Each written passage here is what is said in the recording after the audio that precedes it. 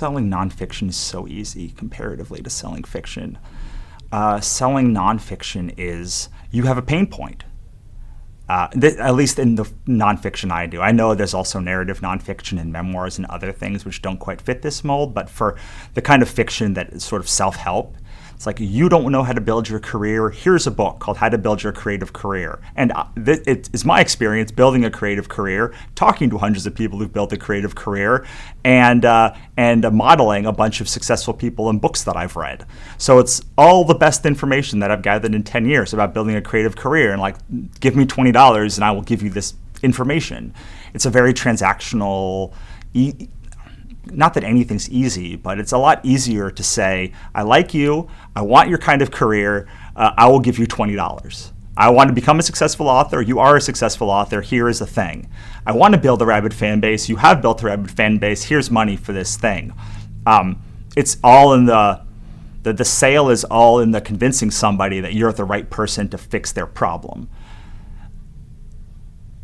With fiction, nobody has ever needed any fiction book that I've ever made, at least when they first get it. It's not a you're building an emotional resonance with them. You're building a connection with them, and I think that my fiction work is more powerful and more transformational than my nonfiction work. But it's not as easy as saying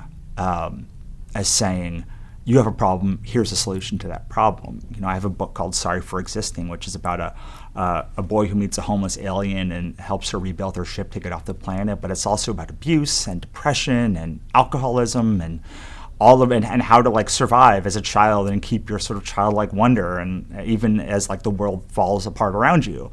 And that's a book that has helped probably more people than all my nonfiction work has. But it's not something that you go into it saying, oh, this is what's going to happen. You're buying it because of the story, and the transformation is sort of the ancillary part of it, as opposed to in nonfiction, it's the main part of it. So it's really hard to sell fiction, because the first thing people cut off when they have problems, when they're like going through financial straits, are non-necessities. And you know, I can get Netflix for $10 a month. I'm cutting off like my book budget, or I'm cutting this other thing off, and it's the first thing. Whereas nonfiction is almost the opposite. Like, there's always going to be someone who needs to build their 401k, or learn how to cook, or build their creative career, or learn how to do magic, or whatever the thing is. There's always that like top of the mind thing that people are desperate to solve for themselves, as opposed to fiction, which is, I mean,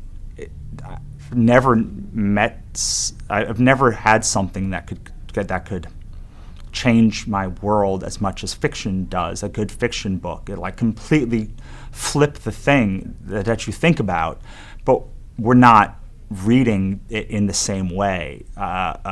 Fiction is like a necessity for me to feel like a human, but in order to, that's sort of higher in the Maslow hierarchy of needs than like, I need to learn how to balance my budget now, this moment, right here. And cool, yeah, it'd be great to like read an esoteric book about, that's an allegory about depression, but like, we are not there right now. That's like $3,000 a month. I need to figure out how to get that $3,000 a month, and then I can do that.